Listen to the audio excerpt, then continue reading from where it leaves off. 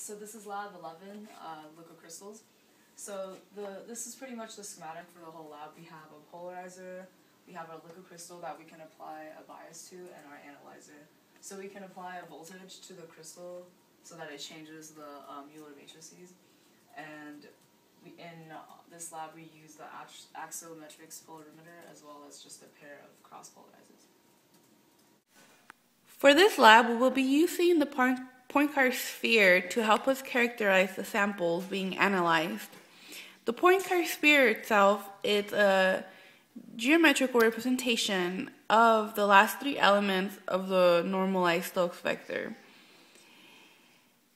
Each point represents a different polarization ellipse. At the equator, we have linearly polarized. At the poles, we will have either right circular or left-handed circular polarized light, and everywhere else it will be elliptical.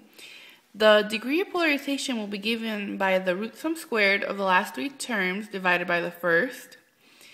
We will also take a look at the Euler matrix produced. So to provide a description of the polarization properties of our sample, such as the retardance, the attenuation, and depolarization. The Euler matrix is a 4x4 matrix that will transform our input Stokes vector into an output.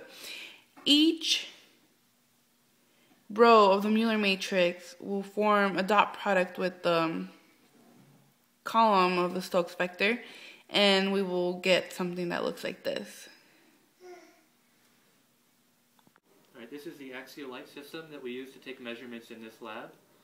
We used filters to limit ourselves to one particular wavelength, in this case either green or a red filter, and we put our LCC in the middle to measure the polarization elements of our sample. So for this part of the lab we have two cross polarizers.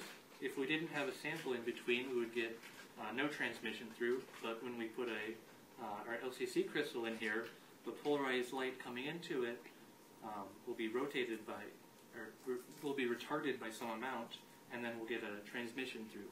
So we can change the retardance by changing the amount of voltage that we put into the crystal, or we can change the orientation to change the transmission through.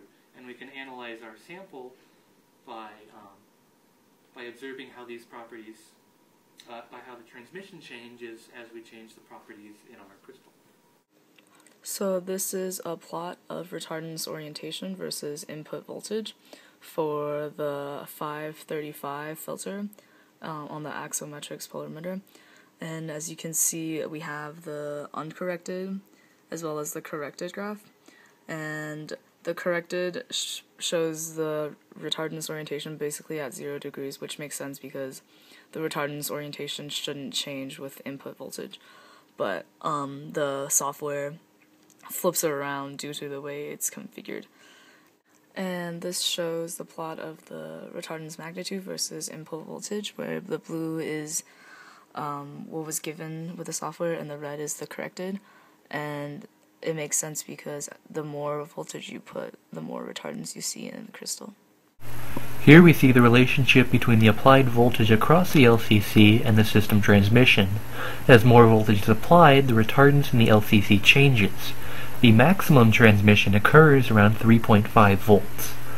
Next, we have the relationship between the rotation and transmission at 3.5 volts. We see the LCC has a periodic sinusoidal transmission as it is rotated about the optical axis.